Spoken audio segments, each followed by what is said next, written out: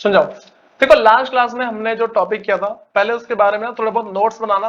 ठीक है, जब देखो जब ना तुम अपने सारे सारे खुद के नोट्स बना लोगे ना, उसके बाद मैं तुम्हें अपने बनाए हुए नोट्स दूंगा। ठीक है, इससे होता क्या है, तुम्हें दोनों नोट्स जब पढ़ोगे ना तुम्हें बहुत सारी बातें पता लगेगी। देखो वैसे मैं सारी की सारी बात लिख देता हूँ उस नोट्स के अंदर, बाकी बात की बात है, कोई सी बात छूटती है तो मैं छूटती कोई सी भी नहीं है। ठीक है, सुनो, हमारे पास जो नेक्स्ट टॉपिक है वो है बदलता हुआ देहात। ठीक है, बदलता हुआ देहात का मतलब है कि पहले देहात का पता मतलब क्या होता है? क्या होता है? जो पिछड़ा इलाका था ना वो कैसे कैसे बदल के आगे आया। ठीक है, जो पिछड़ा हुआ जो इलाका है वो किस तरीके से बदल के आगे आया है। अब सुनो, देखो यहाँ पे हुआ क्या भाई, हम बात करते हैं कि जो बदलता हुआ देहात जो मेरे पास है, इसमें सबसे पहला मेरे पास है जनता में राजा की छवि। इसका मतलब है जनता के बीच में राजा की छवि कैसे बदली। देखो ऐसा होता है ना कि एक राजा बहुत ही महान होता है। ठीक, अब ऐसा हो जाता है कि भाई लोगों की नजरों में ना उसकी जो इज्जत है कम हो जाती है। पता कैसे? जैसे मान के चलो उसने किसी निर्दोष को फांसी की सजा दे दी। अब क्या वहां पे भाई राजा के लोग इज्जत करना बंद कर देंगे। डरेंगे वो बात अलग है, लेकिन क्या इज्जत करना बंद कर देंगे। यही तो होता है, दुनिया में सबसे बड़ी चीज क्या होती है? इज्जत। ठीक है, तो दौलत सौलत इज्जत तो वही ज्यादा चाहिए। ठीक है, सुनो, कह रहे कि जनता में राजा की जो छवि है, सबसे पहले इसकी बात करते हैं। कह रहे कि राजाओं के बारे में प्रजा क्या सोचती थी। भाई जितने भी राजा हैं उन सबके बारे में जो प्रजा है वो सोचती क्या थी, ये एक टाइप का क्वेश्चन मान लो, ये भी मतलब से क्वेश्चन है। उसके बाद कह रहे कि स्वाभाविक है, मतलब कि बोल सकते हैं कि अभिलेखों से सभी जवाब नहीं मिलते। मुझे बताओ भाई, जो अभिलेख जो मिलते हैं, अभिलेख का मतलब ये है कि जो भी पुरानी लिखी हुई चीज मिलती है, क्या उसके अंदर लिखा होता है कि जनता क्या सोचती है राजा के बारे में? नहीं लिखा होता ना। अच्छा मुझे बताओ कि भाई अब जैसे मान लो कि मोदी है, ठीक, तो हम उसके बारे में क्या सोचते हैं? कहीं पे लिखा हुआ है? बहुत सारे लोग गाली देते हैं। ठीक है, वो हाँ और बोल रहा है। हाँ, ठीक है। उसके बाद ना कुछ लोग भाई बहुत इज्जत करते हैं, कुछ लोगों का मतलब ही नहीं है। ऐसा ही तो है। तो यहाँ पे क्या बातें होती है भाई, इसका मतलब ही मेरे पास ये है कि राजा की जो छवि है कैसे पता लगती है? जनता से। ठीक है, कि राजा कैसा है कैसा नहीं है। और भाई स्वाभाविक सी बात है, नॉर्मल सी बात यह है कि ये सारी की सारी बात हमें कहाँ लिखी हुई नहीं मिलेगी? अभिलेखों के अंदर लिखी हुई नहीं मिलती है। ठीक है, कह रहे कि वस्तुतः साधारण जनता द्वारा राजाओं के बारे में अपने विचार और अनुभव के कारण कम ही छोड़े गए। सुनो, अब भाई ये बात बोल रखी है इसमें कि राजा के बारे में जनता क्या सोचती है। मैंने क्या बोला भाई कि राजा के बारे में जनता क्या सोचती है, और उसके बारे में बहुत ही कम बातें बोल रखी है। बस तुम्हारी, अच्छा देखो, मैं तुमसे बोलता हूँ कि कम बातें कैसे बोल रखी है। न्यूज पेपर छपा होगा, अभी देखो मैं अभी की बात बता रहा हूँ मैं, तो ये नहीं कि पहले न्यूज पेपर छपा, ऐसा कुछ नहीं होता।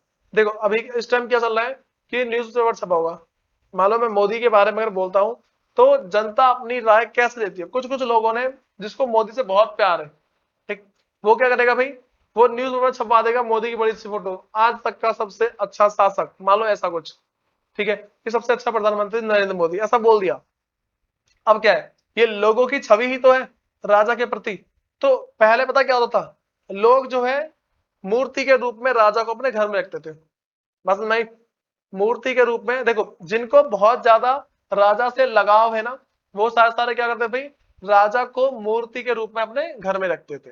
उसके बाद कह रहे कि फिर भी इतिहासकार ने इसका निवारण करने का प्रयास किया। देखो भाई, मानते हैं कि भाई किसी को कुछ पता नहीं लगा कि लोग राजा के बारे में पहले क्या सोचते थे, लेकिन फिर भी ना इतिहासकारों ने सोचा कि वो अच्छी अच्छी बातें निकाल दे। तो तुम्हें पता क्या होता है, जो इतिहासकार होते हैं ना, वो हमारे देश के राजा वगैरह जो जो महान राजा थे उनके बारे में कुछ नहीं लिखते, और जो एकदम करप्ट राजा होते थे ना, उनके बारे में बहुत अच्छी बात बता रखी है। बादशाह को बहुत अच्छा बता रखा है, बादशाह खिलजी ने बहुत अच्छी अच्छी बातें बता रखी इनके बारे में, एक्चुअल में है नहीं है। ठीक है, तो भाई करप्ट होते हैं लेकिन इनके बारे में बोल नहीं रखा होता। जो इतिहासकार है वही सारी की सारी बातें, जितनी मूवी बनी है ना, ये सारी की सारी इतिहासकार के बेस पे बनती है। इतिहासकार बोलते ही पहले के राजा ऐसे थे, जो बादशाह है वो ऐसा था। ठीक है, उस सारी सारी बातें बोल रखी होती है उन्हें। उसके बाद सुनो, मैं तुम्हें एक उदाहरण दे रहा हूँ।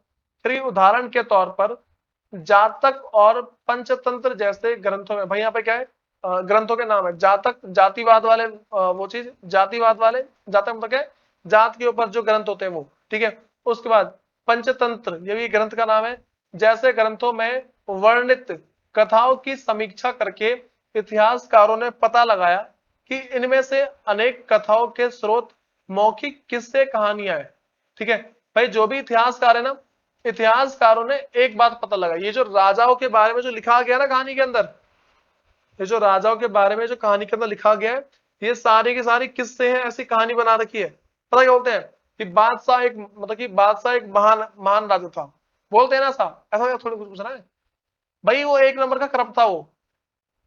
बस अगर तुम इसकी ना एक्चुअल बातें समझो ना, मतलब कि जो भी इनके बारे में सबूत मिलते हैं, तो उससे साफ पता लगता है भाई कितना करप्ट था वो राजा। उसके बाद तो यह कह रहे कि ये बात में आ गई पहले। उसके बाद कह रहे कि जिन्हें बाद में लिपिबद्ध किया गया होगा। देखो अब ना भाई, इतिहासकारों ने पता लगाया कि जो राजाओं के बारे में जितनी अच्छी अच्छी बातें लिखी है ना, ये सारी की सारी पहले कहानी लिखी गई थी। सारी की सारे पहले क्या लिखी थी भाई, कहानी लिखी थी। मतलब कि किसी ने कुछ बोल दिया, हाँ भाई ये राजा बहुत अच्छा था, लिख दिया उसको, हाँ भाई राजा अच्छा था। ठीक, बोलते ये राजा बहुत बुरा था, उसके बारे में लिख दिया कि भाई ये राजा क्या है, बुरा था। ये सारी की सारी बात इस बेस पे होती है।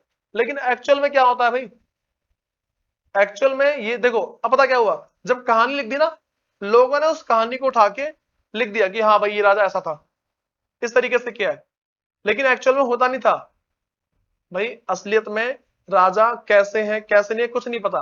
लेकिन पहले कहानी लिखी गई थी राजा के ऊपर, तो राजा की वही कहानी उठा के कुछ लोगों ने बोल दिया भाई ये राजा ऐसा था।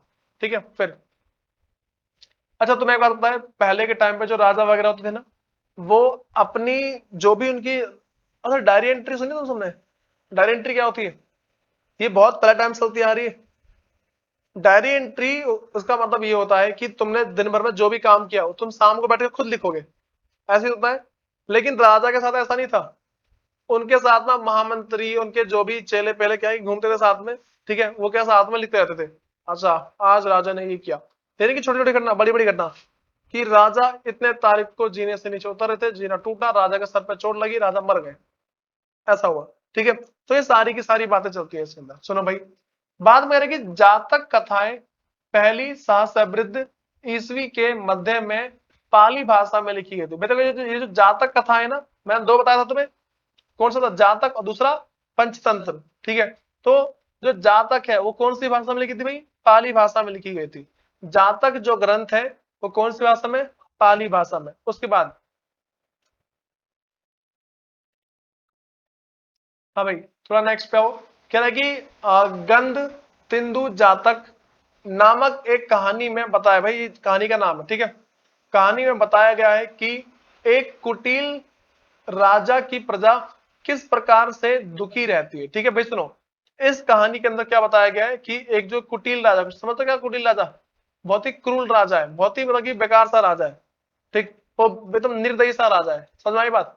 तो अब ना इसके अंदर बता रखा है, इसके अंदर यही बात बोल रखी है कि भाई ये जो कुटिल राजा है, उससे जनता किस प्रकार दुखी रहती है, इस कहानी के अंदर बता रहा। कौन सी भाई? अब बता कि गंधितु, गंतिदु है, ठीक है, गंतिदु, गंतिंदु, हाँ गंतिंदु है, समझो। तो गंतिंदु जातक नाम की ना एक भाई कहानी है, उसके अंदर लिखी हुई है सारी सारी बातें। अब सुनो, अब इसके बारे में क्या लिखा हुआ है, कह रहे कि इन लोगों में वृद्ध महिला, भाई क्या होती है वृद्ध महिला, क्या होती है वृद्ध महिला? बूढ़ी औरतें, भाई कैसी कैसी बात कर रहे हो। सुनो, वृद्ध महिला और पुरुष, किसान, पशुपालक, पशुपालक के बारे में बता कौन होते हैं, जो पशुओं को पालते हैं। ठीक है, पशुपालक, ग्रामीण, ग्रामीण बालक, गांव वगैरह के बालक, और यहाँ तक कि जानवर भी शामिल है। ठीक है भाई, ये सारे के सारे लोग शामिल है और परेशान है राजा से, समझ रहे हो? देखो सब कुछ सब परेशान है, क्योंकि जब राजा अपनी पहचान बदलकर प्रजा के बीच में यह बात पता लगाने गया कि उसके बारे में लोग क्या सोचते हैं, तो एक एक कर सबने अपने दुखों के लिए राजा को भला बुरा कहा। ठीक है, कि पता कौन सी, वो सुना है अकबर वाली कहानी है, अकबर खुद जाता है, वो जाके पता कर, एक बार जो ज्यादा अकबर जो मूवी जिसमें ऋतिक रोशन है, एक मूवी है ज्यादा अकबर, देखना, ठीक है, उसमें ऋतिक रोशन है, वो खुद जाता है गाँव में और जाके पता लगाता है भाई जनताओं पे क्या बीत रही है, वो डिटो वही बात है। ठीक है, उसके बाद कह रहे कि उनकी शिकायत थी कि रात में डकैत उन पर हमला करते हैं, तो दिन में इकट्ठा करने वाले अधिकारी, देखो रात में कौन करते हैं, डकैत वगैरह हमला कर देते हैं, ठीक है, और दिन के अंदर क्या होता है, जो अधिकारी है ना, जो राजा के जो वो है, राजा के नीचे जो काम करते हैं, वो सारे के सारे दिन में उनसे अपना वो टैक्स मांगने आते हैं, भाई ये लाओ ये लाओ, मतलब कि डकैत जो रात में चोरी वगैरह करते हैं। ठीक है, तुम्हें डकैत ना पता, डकैत डाकू वही तो होते हैं। सुनो, कह रहे कि सुनो उसके बाद कि ऐसी परिस्थिति से बचने के लोग अपने अपने गांव छोड़कर जंगल में बस गए। अब देखो भाई, ठीक है, गांव में तो आएंगे ना सब डकैत, लोग कहाँ बस गए जाके, जंगल में बस गए। तुम्हें पता लगा पहले राजा के प्रति क्या थी, मतलब एक्चुअल में कुछ पता नहीं है, लेकिन फिर भी ये बातें थी जो राजा ने पता लगाई थी। अच्छा, ये वाली बातें कैसे पता लगी, डकैत वाली बात कैसे पता लगी? राजा गया होगा गांव में, ठीक है, अब गांव में गया तो उसके साथ उसका मंत्री भी गया होगा पैसे बदल के। अब मंत्री ने देखा, अच्छा ये बात है, मंत्री ने हो गया दरबार में जाके लिखवा दी कि भाई ऐसी बात है, तो उसके बाद जाके मैं वाली बातें पता लगी है। और यही सेम सीन ना एक मूवी जोधा अकबर के अंदर है, ऋतिक रोशन की मूवी है, हो जाता है वेश बदल के। ठीक है, ये बात देख लेना, तुम्हें मिल जाएगा सीन अच्छा खासा। यानी कि जैसा कि कथा से पता चलता है भाई, इस कथा से पता चलता है कि राजा और प्रजा, विशेषकर ग्रामीण प्रजा, देखो राजा और प्रजा मतलब कि स्पेशली कौन, ग्रामीण जो गांव की प्रजा थी, के बीच संबंध तनावपूर्ण रहते थे। भाई जो राजा और प्रजा के बीच में ना जो संबंध थे बहुत ही तनावपूर्ण थे, तनावपूर्ण भाई बहुत ही दुख वाले, मतलब कि वो परेशान करे जा रहा है करे जा रहा है और एक जना दबा जा रहा है, तो इस तरीके से संबंध थे। कह रहे क्योंकि शासक अपने राजकोष को, पता राजकोष क्या होता है, राजकोष क्या होता है, जो राजा का जो धन होता है ना, वो राजकोष को भरने के लिए बड़े बड़े कर की मांग करते थे। कर का मतलब क्या होता है, टैक्स होता है। मैंने क्या बोला देखो, कह रहे क्योंकि शासक राजकोष को भरने, राजकोष का मतलब क्या है, अपना राज भंडार, ठीक है, उसको भरने के लिए बड़े बड़े कर की मांग करते हैं। कर का मतलब क्या, टैक्स। वो बहुत ही तगड़ा तगड़ा टैक्स लगाते हैं, तो पता अभी भारत में बहुत तगड़ा तगड़ा टैक्स है। अंग्रेजों ने पता है हम पे कितना टैक्स लगाया था? मैं तुम्हें टैक्स के बारे में बताता हूँ क्या होता है। सबसे पहला, तुमने किसी चीज का उत्पादन किया, मानो तुमने गेहूं का उत्पादन किया, उसके उसके लिए बीज वगैरह जरूरत पड़ी होगी, ठीक है, बीज पानी इन सब की जरूरत पड़ी होगी, इन सब पर टैक्स था, पहला टैक्स बता दिया। दूसरा, गेहूं का उत्पादन किया, ठीक है, जिस जमीन पे उत्पादन कर रहे हैं उस पर टैक्स था। गेहूं के उत्पादन हो गया, उत्पादन करने पे टैक्स, ठीक है, एक जगह से देखो, अब खेत खेत से काटा, दूसरी जगह ले गए, उस पर टैक्स, ठीक है, उतारा वहां पे उसकी जमीन पे, उस पर टैक्स, ठीक है, तुम कितने दिन उस जमीन पर रखोगे, उस पर टैक्स, ठीक है, तुमने उसको मशीन से कटवा के छनवाया, उस पर टैक्स, ठीक है, तुम इसको पिसवाने के लिए ले गए, उस पर टैक्स, ठीक है, पिसवाने के लिए तुम उसको पिसवा दिया, तुम उसको बेचने के लिए गए, बेचने के लिए लेके जाओगे ना, एक जगह दूसरे ले गए बेचने के लिए, दोबारा टैक्स, तुम वहां पे उतारोगे, उस पर टैक्स, तुम बेच रहे हो, बेचने पे टैक्स, उसको बोलते हैं सेल्स टैक्स, ठीक है। उसके बाद सुनो और बता रहा हूं, बेच दिया, सुनो, अब जितने का बिक गया उस पे टैक्स, बात समझ में आ गई, जितने का बिका उस पे टैक्स। अब दूसरी बात सुनो, वो जो पैसा आ गया ना, उस पैसे को एक जगह से दूसरी जगह ले जाने के लिए उस पे टैक्स।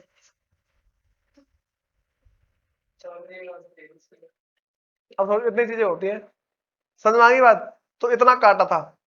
अब देखो हमारे हमारी सरकार कितना काटती है, तुम माचिस खरीदते हो, उस पर टैक्स होता है, खरीदते हो माचिस, उस पर टैक्स होता है, उस पर ना होता है, सुनो, उसके ना तुमने नीचे देखना है लास्ट में, इंक्लूसिव ऑफ ऑल टैक्सेस, उस पर लिखा होता है कि माचिस पड़ी थी मेरे पास, पता है तो मैं दिखाता बस, उधर पड़ी है, सुनो, इंक्लूसिव ऑफ ऑल टैक्स, तुम्हें घर जाके चेक करना, उस पर लिखा होता है इंक्लूसिव ऑफ ऑल टैक्सेस, बात में आ गई।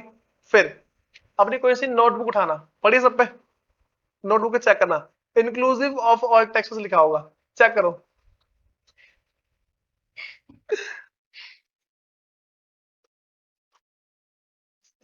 ये तुम्हारे पास भाई देखो, ये रहा मैक्सिमम रिटेल प्राइस है ना, इसी के ना तुम्हारे पास देखो प्रिंटेड नहीं है, लेकिन इसी में हाँ देखो, इंक्लूसिव ऑफ ऑल टैक्सेस लिखा हुआ है, दिखा नहीं दिखा? भाई तुम पास जो जो कॉपी चेक कर देखो, मैंने जो वर्ड बोला वही तो है, इंक्लूसिव ऑफ ऑल टैक्स, बस में आगे क्या बोल रहा हूँ, तो ये चीजें होती हैं। हाँ भाई, ये सबको सारी बात पता लग रही है। उसके बाद ना अगर हम थोड़ा और आगे बढ़ते हैं, तुम आटा खरीदते हो, उस पर टैक्स होता है। अच्छा सुनो, तुम ना यहाँ से कहीं जाते हो ना, उस पर टैक्स होता है, बताओ कैसे, सुनो, सुन जाओ, हम बस से जाते हैं कहीं, यहाँ से गए आगे, उस पर टैक्स लग गया। तुम पर्ची पे देखना, जो तुम्हें पर्ची मिलेगी ना उस पर लिखा होता है इंक्लूसिव ऑफ ऑल टैक्सेस। ठीक है, फिर तुम जहां जहां तुम्हारा मकान है ना उस मकान का टैक्स आता है। क्या चीज दोबारा बोलो। हाँ हाँ, उस पर टैक्स है, लेकिन वो सारा सारा फ्री कर रखा है ना वो केजरीवाल ने। दिल्ली में तो फ्री किया है, ये हमारे जेब से पैसा जाता है, तुम सबके जेब से पैसा जाता है ये सारा सारा। देखो हम टैक्स भर रहे हैं, ये सरकार जा रहा है सरकार के पास, सरकार उसी पैसे से तो फ्री कर रही है टिकट। सरकार जितनी चीज फ्री करती है ना, चीजों की कीमत उतनी ज्यादा बढ़ती है, समझे, पता लग गया। अच्छा मैं तुम्हें तुम्हारे घर के बारे में बताता हूँ। तुम्हारा घर बना हुआ है ना, ये जितना भी ना ये सारे सारे अनरजिस्टर्ड एरिया, जहां तुम्हारा घर है ना जहां हम खुद हैं, ये पूरा का पूरा एरिया है अनरजिस्टर्ड। ठीक, अब क्या होता है कि जो भी ये जो देखो एक्चुअल में पता क्या होता है, हाउस प्रॉपर्टी टैक्स आता है। हाउस प्रॉपर्टी टैक्स, तुम जिस मकान में रह रहे हो ना उस मकान के सिर्फ दो मकान को छोड़ के, सिर्फ दो मकान को छोड़ देंगे, और उसके बाद तुम्हारे पास जितना भी तुम्हारा है, ठीक है, जितने भी तुम्हारे पास और मकान वगैरह है उन सब पे टैक्स आता है। जितना उसका रेंट हो सकता है ना उस रेंट पे टैक्स आता है। समझ गए सारी सारी चीजें। तो ये पता लग गया, बड़ी बड़ी करों की मांग करते थे तो वो हर एक चीज पर टैक्स मारते थे भाई। अब सोचो कितना परेशान हो जाते हैं लोग। समझ में आ गई बात। तो बता सबसे ज्यादा टैक्स किसके ऊपर है।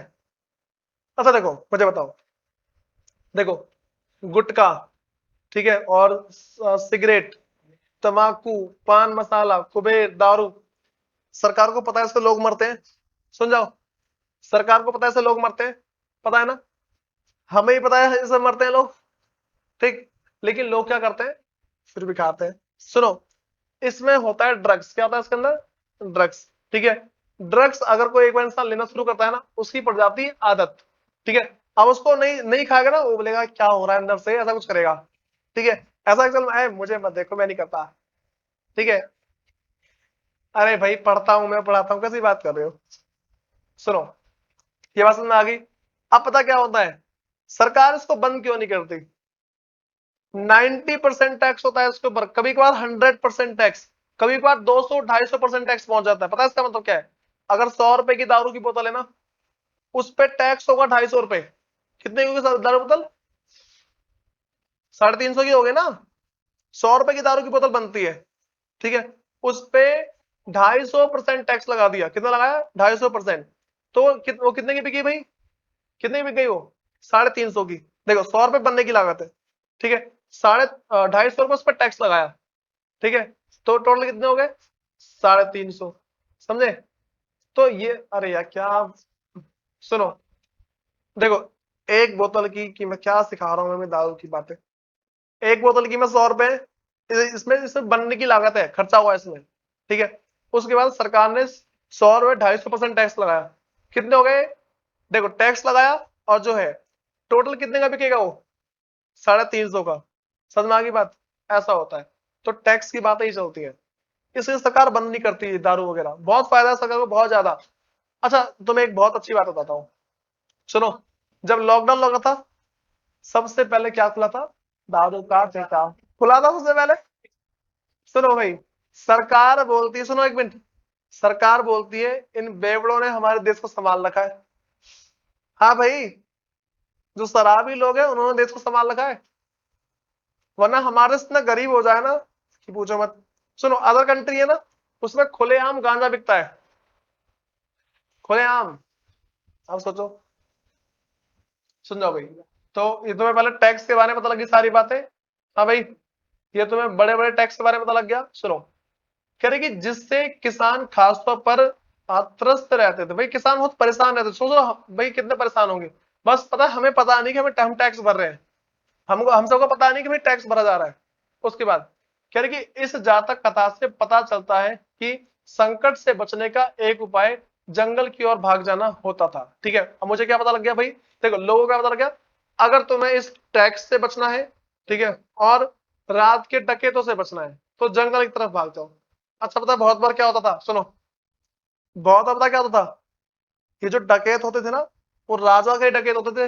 राजा बोलते हैं लूट के लेके आओ, राजा को अपना राजकोष भरना है कैसे भी करके, तो लूट के लेके आओ कहीं ना कहीं से। समझ गए। फिर कह रहे कि इसी बीच करों की बढ़ती मांग को पूरा करने के लिए जो टैक्स के जो रेट बढ़ रहे थे ना, बात समझ आ रही है, जो टैक्स के रेट बढ़ रहे थे, वो कह रहे कि इसी बीच करों की बढ़ती मांग को पूरा करने के लिए किसानों ने उपज बढ़ाने के और उपाय ढूंढने शुरू किए। देखो टैक्स बढ़ रहे हैं, ठीक है, तो किसान सोच रहे हैं अपना भाई ज्यादा उत्पादन करना पड़ेगा। क्या सुनो, मैं तुमसे ऐसा बोलता हूं, देखो एक इंसान पहले उगाता था 100 किलो, ठीक है, कितना उगाता था 100 किलो। मान लो सिर्फ 50% टैक्स था, मतलब कि 100 किलो में से 50 किलो जाएगा सरकार के पास, ठीक है। अब क्या हुआ, उस टैक्स को बढ़ा के, उस टैक्स को बढ़ा के पता कितना कर दिया क्या, मान लो उस टैक्स को बढ़ा के जो कर दिया गया, कितना बोल दूं, 90% कर दिया। उसमें कितना बचा, सिर्फ 10 किलो बचा। तो 90 किलो हो गया सरकार के पास, 10 किलो बचा। अब वो क्या करेगा, सरकार को जाके मारेगा तो है नहीं, ठीक है, वो क्या करेगा, ज्यादा उत्पादन करेगा। अच्छा पता है वैसे अंग्रेजों का ना जो टैक्स लगाने का पर्पस था वो यही था, ठीक है, कि लोग ज्यादा उत्पादन करें। उसके बाद सुनो भाई, हम नेक्स्ट बात करते हैं उत्पादन बढ़ाने के तरीके क्या कहते हैं। समझ में आ रही बात। देखो मैंने बोला ना कि सरकार ने टैक्स क्यों बढ़ाया, राजा ने टैक्स बढ़ाया ताकि देखो अब क्या लोग ना ज्यादा उत्पादन करने लगे। लेकिन लोग ज्यादा उत्पादन कैसे कर रहे थे, सुनो नेक्स्ट टॉपिक मेरे पास वही है, उत्पादन बढ़ाने के तरीके हैं। कह रही उपज बढ़ाने का एक तरीका हल का प्रचलन था, ठीक है, कि भाई हल चलाना शुरू कर दो।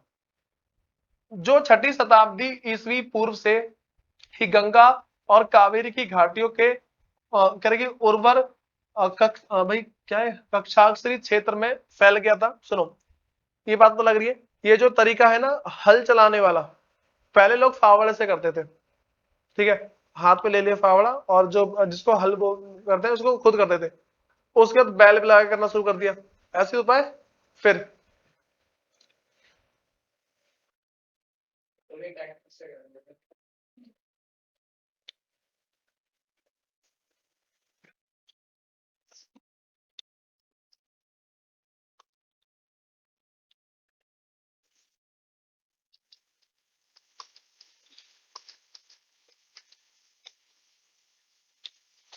ओ यार क्या हो रहा है।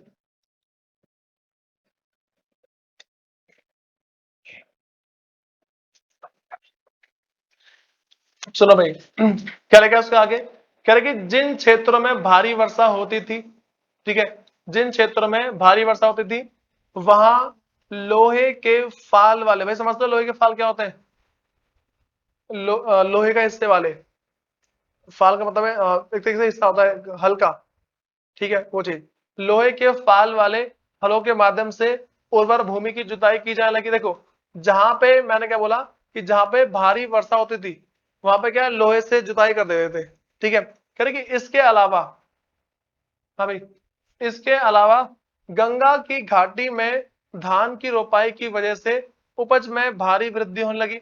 अब भाई जो गंगा है ना, सुनो गंगा की घाटी, गंगा की घाटी का मतलब देखो भाई मुझे बताओ कि अगर चावल की उपज करनी है, ज्यादा पानी चाहिए उसके अंदर, ठीक है, तो वहां पे जाके धान लगा दिए, ठीक है, वहां जाके धान लगाए तो पानी मिल रहा है उसको 24 घंटे, भाई आराम से चावल निकल आएंगे। उसके बाद देखिए हालांकि किसानों को इसके लिए कमर तोड़ मेहनत करनी पड़ती थी, कमर तोड़ मेहनत का मतलब क्या, बहुत ज्यादा मेहनत करनी पड़ती थी, ठीक है। अब सुनो कह रहे कि यद्यपि लोहे की फाल वाले हल की वजह से फसलों की उपज बढ़ने लगी। देखो माना कि भाई लोहे की फाल से ना उपज बढ़ने लगी, लेकिन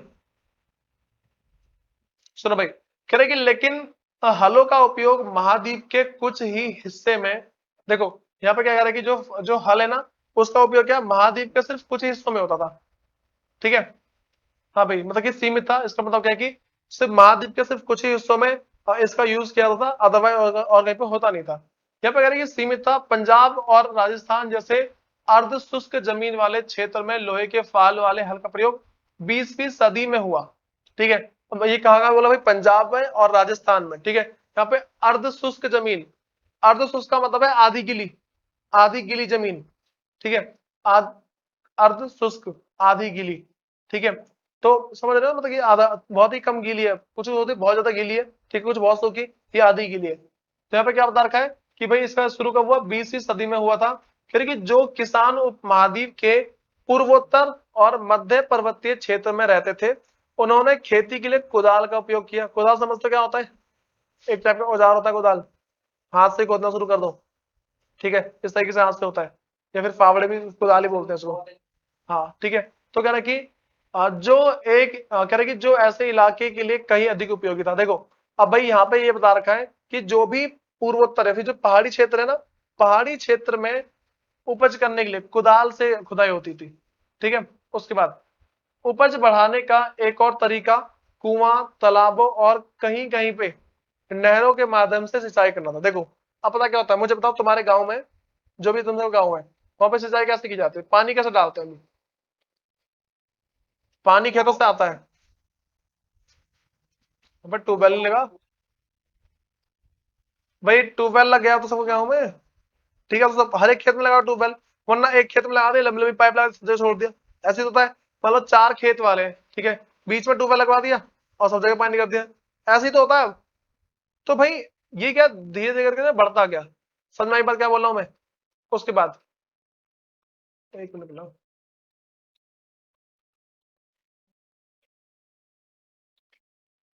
देखो भाई, अच्छा तुम्हें एक तरीका, अच्छा और कौन कौन से तरीके हो सकते हैं, और कौन कौन से तरीके हो सकते हैं जिससे सिंचाई की जा सकती है? देखो पहला मैंने क्या बताया कि देखो, तालाब का पानी ले लो, कुएं का पानी ले लो, नहर का, नाले का पानी ले लो। अच्छा बताओ नहर का पानी यूज करते हैं, पता है ना? भाई हमारे यहाँ की नहरों में कीचड़ है, गाँव में नहीं होता। गाँव में लोग नहाते हैं उसमें मस्त, ठीक है। अब सुनो, कह रहे कि व्यक्तिगत लोग और कृषक समुदाय से कृषक समुदाय से मिलकर सिंचाई के साधन निर्मित किए। भाई लोगों ने ना सिंचाई करने के नए नए तरीके पता लगाए, ठीक है, सिंचाई करने के नए नए तरीके पता लगाए। तो अब वही कह रहे कि व्यक्तिगत तौर पर, भाई देखो इसमें बोलो व्यक्तिगत, व्यक्तिगत मतलब सिर्फ एक जने के लिए, सिर्फ एक जने के लिए व्यक्तिगत तौर पर, ठीक है। कह रहा व्यक्तिगत तौर पर तालाब, कुआं और नहर जैसे सिंचाई साधन निर्मित करने वाले लोग प्राय राजा या प्रभावशाली लोग होते थे। देखो अगर बोल देना कि कुछ एक जने, अगर किसी एक जने से बोले कि भाई हमारे लिए पानी की व्यवस्था करो, तो वो क्या करते थे? देखो या तो तालाब खुदवा दिया, ठीक है, तालाब के बाद अगला क्या था? कुआं, कुआं अगर उसके बाद क्या भाई नहर। इन सब से वो सिंचाई करवाते थे। ये जो क्या कौन करवाते थे भाई? जो बड़े बड़े रईस लोग, राजा लोग, और जो बहुत ही ज्यादा शक्तिशाली लोग होते थे वो, ठीक है, फिर कि जिन्होंने अपने इस काम का उल्लेख अभिलेखों में भी करवाया, ठीक है। इन लोगों ने ना लिखवा दी कि भाई हमने कुएं खुदवाए, ठीक है। पहले ऐसा होता था कि एक कुआं किसी ने खुदवा दी ना भाई, गांव का राजा हो गया वो, क्योंकि वो कभी भी लोगों से मना कर सकता है, पानी भरेगा इसके बाद तो यहां से, कभी भी ऐसा होता है। पता है मेरे गांव में मेरी नानी थी, उनके मतलब उनके घर के पास कुआं था, अब उनकी वो इज्जत ही नहीं है। पहले खूब बैठती थी, अब कोई इज्जत नहीं है उनकी। जब मैं छोटा था ना, तो किससे बढ़ गई, आज के बाद तो पानी भरने नहीं आएगी। हम तो छोटे थे, हमें क्या पता। हम बोलते हाँ ठीक है, नहीं आएगी कोई नहीं। सुनो अगली बात करते हैं भाई। देखो मैंने क्या बोला, उस टाइम पे लोग अलग अलग थे सारे सारे, कोई कोई बहुत शक्तिशाली था, ठीक है, कोई प्रभाव, देखो राजा, प्रभावशाली लोग। अच्छा पता है प्रभावशाली लोग कौन होते हैं? जिनके बात की वैल्यू होती है। बस मैं, जैसे मान लो कि मैं हूं, ठीक है, अगर मैं किसी कुछ बोल दूं ना, पता बहुत बुरा मान जाता है। जैसे मान लो कि अब 2 दोस्त हैं, मान लो पढ़ने आते हैं मेरे पास, एक ने दूसरे को गाली दी, ठीक है, बोला छोड़ना एक में मार, ज्यादा उसकी गर्दन पकड़े और क्या करेगा, ठीक। अब मैं दे, अगर मैं दे दूं फिर क्या होगा? बहुत तगड़ा प्रभाव पड़ेगा। समझ रहे हो प्रभावशाली का मतलब क्या है? प्रभावशाली का मतलब है अगर वो कोई एक्शन ले, ठीक है, तो उसका बहुत ही ज्यादा प्रभाव पड़े। तो कुआं, नहर, तालाब ये कौन खुदाते? प्रभावशाली लोग। अगर उन्होंने राजा से बोल दिया कि राजा जी यहाँ पे कल कुआं लग जाना चाहिए, वो आज ही काम शुरू करवा देता है, लग गया तेरा कुआं, चिंता मत कर तू। ये चीजें होती है। भाई अगली बात करते हैं ग्रामीण समाज में विभिन्नता। भाई जो ग्रामीण समाज था ना, जो पिछड़ा वो इलाका था, उसमें विभिन्नताएं क्या थी, क्या क्या चीज अलग थी? फिर यद्यपि खेती की इन नई तरीकों से उपज तो बढ़ी, भाई उपज तो बढ़ गई, लेकिन इनके लाभ समान नहीं थे। भाई इनका प्रॉफिट एक जैसा नहीं था। उपज बढ़ गई, प्रॉफिट सबको एक जैसा नहीं मिला। कह रहे कि इस बात के प्रमाण मिलते हैं कि खेती से जुड़े लोगों में, कह रहे कि उत्तरोत्तर भेद बढ़ता जा रहा था, ठीक है। उत्तरोत्तर भेद का मतलब है एक से एक नई बात आती जा रही थी, ठीक है, खेती बढ़ गई। अब भाई जो राजा है उसके और भाव बढ़ रहे हैं, ठीक है, और जिस लोग जिनका पानी ले रहे हैं ना, उनके अलग भाव बढ़ रहे हैं। बस में आ गई। मैंने क्या बोला? मतलब कि उत्तरोत्तर बढ़ता जा रहा था, भेद बढ़ता जाता है। इसका मतलब है एक ना नए से नए भेद आ रहे थे, मतलब कि नई नई समस्या सामने आती जा रही थी। देखो पहले राजा था समस्या, उसके बाद ना और नए नए लोग आते गए, वो एक पे एक समस्या निकाले जा रहे हैं, निकाले जा रहे हैं, ऐसा कर रहे हैं। उसके बाद फिर कह रहे हैं कि कहानियों में विशेषकर बौद्ध कथाओं में, देखो मैंने कहानी के अंदर, और स्पेशली कौन विशेषकर, जब भी विशेषकर आ जाना बोले स्पेशली, बोलते हैं स्पेशली तेरे को बुलाया मैंने, ऐसे नहीं बोलते। जैसे मान लो कोई शादी में बोलते हैं, ठीक है, तेरे को स्पेशल बुलाया मैंने, क्या इसका मतलब, विशेषकर। ठीक है, कह रहे कहानियों में विशेषकर बौद्ध कथाओं में, कौन से में भाई, बौद्ध कथाओं में भूमिहीन खेतीहार श्रमिकों, पहले समझो, भूमिहीन, भूमिहीन का मतलब क्या है, जिसके पास भूमि नहीं है, ठीक है, खेतीहर श्रमिक, ऐसे ऐसे किसान जिनके पास खेत नहीं था। बात समझ आ गई, ऐसे किसान जिनके पास खेत नहीं था। उसके बाद अगला, छोटे किसान और बड़े बड़े जमींदारों का उल्लेख मिलता है। भाई इस कहानी के अंदर किसके बारे में बात चलती है, ये जो बौद्ध की कथा है ना, उसके बारे में बात चलती है कि ऐसे किसान जिनके पास जमीन नहीं है। उसके बाद छोटे छोटे किसान और बड़े जमींदारों का उल्लेख मिलता है, ठीक है। और भाई ये सारा का सारा क्या है, देखो पाली भाषा में गृहपति का प्रयोग छोटे किसानों और जमींदारों के लिए किया जाता था। देखो भाई जो पहले छोटे छोटे और जो गरीब किसान होते थे ना, ठीक है, छोटे छोटे और जो गरीब किसान है, उनके लिए यूज करी पाली भाषा, उनके लिए पाली भाषा उपयोग की। अच्छा मुझे बताओ, सोसाइटी में रहते हैं, समाज में रहते हैं ना, समाज के अंदर दो तरीके से लोग होते हैं। एक को हम हिंदी में समझाते हैं, ठीक है, दूसरे को उससे थोड़ा इंग्लिश में बात करते हैं, भाई थोड़ा लेवल है उसका। जैसे मान लो कोई ना ठीक ठाक लेवल का है, जैसे मेरे जो दोस्त है ना, वो मेरे से पता इंग्लिश में बोलने की सोचते हैं हमेशा। अरे मैं बोलता हूँ यार नॉर्मल रहो, कोई नहीं, ठीक। वो बोलते हैं ना तू भाई, इस तरीके से। तो अब यहाँ पे क्या होता है कि अगर कोई थोड़ा ऊंचे दर्जे का है, उससे हम अच्छे से बात करते हैं, रिस्पेक्ट से बात करते हैं। हाँ पीछे भले ही खूब गाली देते हैं, मुझे पता है, ठीक है, ऐसा होता है, भाई समाज का रूल है। आगे खूब तारीफ, पीछे लगे पड़े हैं। भाई देख लेना तुम सबको, अगर अगर तुम सबके वो करता ना, सामने खूब तारीफ करे, पीछे गाली पका देगा। समझ रहे हो, सब जगह वैसा नहीं होता ऐसा, लेकिन होता है। सुनो, तो मैंने क्या बोला कि भाई पाली भाषा में गृहपति का प्रयोग छोटे किसानों और जमींदारों के लिए किया जाता था। उसके बाद बड़े बड़े जमींदार और ग्राम प्रधान समझते हो, शक्तिशाली लोग। सुनो, ग्राम प्रधान, प्रधान पता है प्रधान कौन होता है, प्रधान लोग होते हैं ना, तो ग्राम पंचायत, ग्राम प्रधान सुना है, वही चीज। तो कह रहे कि ग्राम प्रधान शक्तिशाली माने जाते थे। पहले बड़े जमींदार और ग्राम प्रधान वो क्या शक्तिशाली माने थे, जो प्राय किसानों पर नियंत्रण रखते थे, जो भाई किसान को अपने कंट्रोल में रखते थे। बोलते थे जो हम करें, जो हम बोलेंगे तू वही करेगा, ठीक है। उसके बाद कह रहे ग्राम प्रधान का पद प्राय वंशानुगत होता था। वंशानुगत का मतलब है उसका बाप पहले मतलब कि जो है ना ग्राम प्रधान रहा होगा, जो भी ग्राम प्रधान है उसका पहले बाप रहा होगा, मतलब उसके पापा रहे होंगे, ठीक है, उसके बाद उसके दादा रहे होंगे, उसके परदादा रहे होंगे। इसको बोलते हैं वंशानुगत। उसके बोलते हैं राजा का बेटा राजा बनेगा, ठीक है, इसको क्या होता है, वंश के अनुसार है, वंशानुगत है, ठीक है। जैसे मान लो कि गांव में है कोई, ठीक है, तो गांव के अंदर क्या होता है कि अगर किसी के जो मतलब अभी चलता है, तो ट्रेंड चेंज हो रहा है, ठीक, जो बहुत पिछला गांव है ना, अगर किसी के पापा नाई थे, उसका बेटा भी नाई ही बनता है, ऐसा होता है। वो अपने बेटे को बचपन से काम करना सिखा देगा। उसके बाद भाई करेगी आरंभिक तमिल संगम साहित्य में भी गांव में रहने वाले विभिन्न वर्गों का उल्लेख है। भाई जो तमिल भाषा है ना, जो तमिल की जो कहानी है, उसके अंदर भी बहुत सारे अलग अलग लोगों के बारे में बता रखा है, ठीक है। करेगी जैसे कि आ, वेलालर या बड़े जमींदार, ठीक है। उसके बाद हलवाहा या उलवर, ठीक है, और करेगी और दास अणिमई। भाई ये सारा ना तमिल में लिखे हुए हैं, ठीक है, हमें इसका मतलब नहीं पता, तो बता दिया मैंने, ठीक है। देखो वेलालर पता कैसे बोला गया है, बड़े जमींदार को वेलालर बोला गया है, ठीक है। उसके बाद हलवाहा, जिसको उलवर, जो छोटे मोटे जमींदार जो थोड़ा हक चलाते हैं वो, ठीक है, और दास अणिमई, ठीक है, जो दास वगैरह होते हैं ना वो। और यह संभव है कि वर्गों की विभिन्नता भूमि के स्वामित्व का मतलब है जमीन का मालिक, ठीक है, भूमि का स्वामित्व, श्रम और नई प्रौद्योगिकी के उपयोग पर आधारित हो। देखो भाई यहाँ पे नॉर्मल सी बात है, बस इतना बता रखा है कि जो भूमि के स्वामिक जो भी कोई डिसीजन लेंगे ना, वो सारे के सारे नई नई टेक्नोलॉजी पर डिपेंड होती थी, और कुछ नहीं है इसके अंदर। तो कह रहा है कि लास्ट में ऐसी परिस्थिति में भूमि का स्वामी महत्वपूर्ण हो गया जिसकी चर्चा विधि ग्रंथों में की जाती है। देखो अब पता क्या, सबसे इंपॉर्टेंट कौन हो गया, जो भूमि का स्वामी है, जो जमीन का मालिक है, वो सबसे ज्यादा इंपॉर्टेंट हो गया। ठीक भाई सुनो, जितने पॉइंट मैंने बताया ना, पहले सारे पॉइंट जिसको पढ़ लेना, एक बार इसके नोट्स बना लेना, उसके बाद इसके नेक्स्ट क्लास में बात करते हैं। ठीक है, इतना करके आना एक बार।